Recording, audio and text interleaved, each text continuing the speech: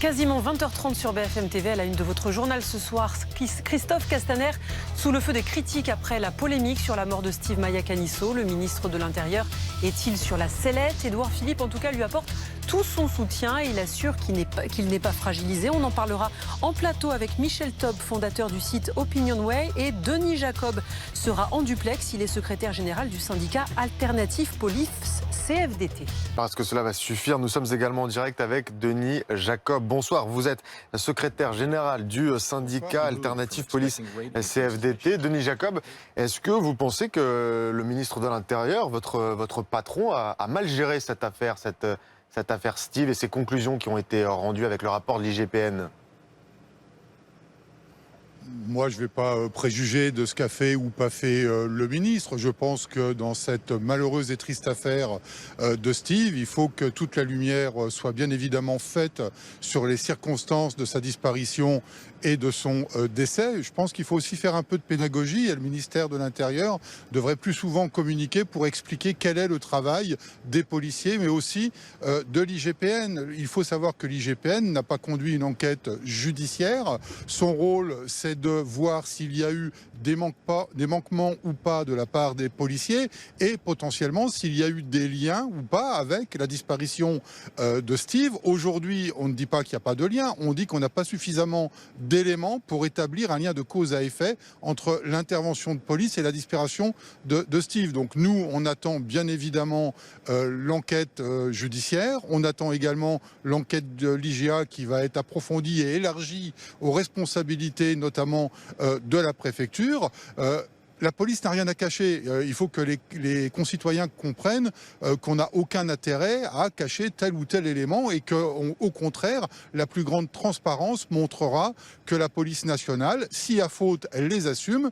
Par contre, s'il n'y a pas faute et que la police nationale dans cette affaire est dédouanée, j'appelle aussi tous les politiques qui aujourd'hui font monter la mayonnaise à 8 mois des élections municipales en stigmatisant la police, j'espère qu'à ce moment-là, ils feront eux aussi leurs excuses et leur mea culpa. Mais justement, Denis Jacob, si vous assurez ce soir que toute la transparence va être faite et si en quelque sorte vous rassurez les Français sur ce devoir de transparence, c'est parce que la communication ces dernières semaines autour de la police n'a pas été bonne? Mais vous savez, on est malheureusement, et je pense particulièrement à la famille de Steve qui aujourd'hui est dans la peine, dans le deuil, et elle a besoin d'avoir des réponses à ce qui s'est passé, et c'est normal, et ce serait normal pour n'importe quelle famille de France, mais on est dans le temps de l'émotion. Le temps de l'émotion, ce n'est pas le temps de l'enquête. Des enquêtes policières et judiciaires sont longues, fastidieuses. Aujourd'hui, on n'a pas encore le résultat complet de l'autopsie. Je rappelle que le téléphone de Steve a cessé de borner à 3h30 du matin, c'est-à-dire plus d'une heure avant l'intervention de la police. Donc il y a des zones d'ombre dans cette affaire qu'il convient d'éclaircir rapidement et l'enquête judiciaire le déterminera. Denis Jacob, une enquête qui commence, l'opposition qui monte au créneau, une commission d'enquête parlementaire est même réclamée par Olivier Faure ou par Alexis Corbière pour la France Insoumise. Est-ce que quand le ministre est attaqué, c'est aussi la maison police qui risque de tanguer? Est-ce que cela vous inquiète ou est-ce que finalement la base est assez solide? Ce qui est toujours gênant, c'est la stigmatisation qui est faite systématiquement sur l'action de mes collègues. Ils servent tout de suite de bouc émissaire pour les uns ou pour les autres dans un débat politique auquel on ne veut absolument pas prendre part. On veut faire notre boulot dans les meilleures conditions possibles et le fait de faire monter la pression, ou parlant plus vulgairement, faire monter la mayonnaise de la part d'hommes politiques qui ont l'habitude de toute façon de stigmatiser l'action de la police nationale sans même avoir les faits en leur possession ou même quand ils ont les faits, ils le nient, bien évidemment, ça porte problème pour notre travail au quotidien. Après, vous savez, on est au service de l'État. Quand Gérard Collomb a démissionné, et entre le temps de sa démission et le temps de la nomination de Christophe Castaner, la police a continué son travail. Et heureusement, s'il fallait s'arrêter de travailler parce qu'on change de ministre, qu'est-ce qu'on dirait de notre pays? Donc la police, elle est solide. La base, elle est solide. Elle est là pour faire un travail, c'est assurer la sécurité de nos concitoyens et certainement pas d'entrer dans un débat politique. Michel Taub, cette affaire intervient dans un contexte particulier. Regardez, on va vous montrer ce chiffre, une année noire pour la police avec un nombre de suicides qui a explosé. 45 depuis le début de l'année avec un nouveau suicide aujourd'hui, ce matin, d'un CRS à Rennes. 45 depuis le début de l'année contre 35 pour toute l'année dernière. Denis Jacob, les policiers ont été dédouanés par l'enquête de l'IGPN, mais quand même, ils sont un peu pointés du doigt dans cette affaire. Le gouvernement demande d'ailleurs l'ouverture d'une nouvelle enquête. C'est une période compliquée pour la police. Qu'est-ce que ça révèle, ce chiffre de 45 suicides ?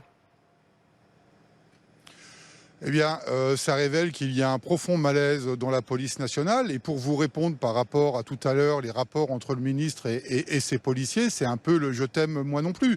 C'est-à-dire que vous avez un ministre qui nous soutient quand on est injustement mis en cause, et d'un autre côté, quand on a des problèmes profonds comme cette crise de suicide, avec des réalités de terrain qu'on connaît tous et pour lesquelles nous faisons des propositions, eh bien, les réponses ou les positions, les déclarations se font attendre.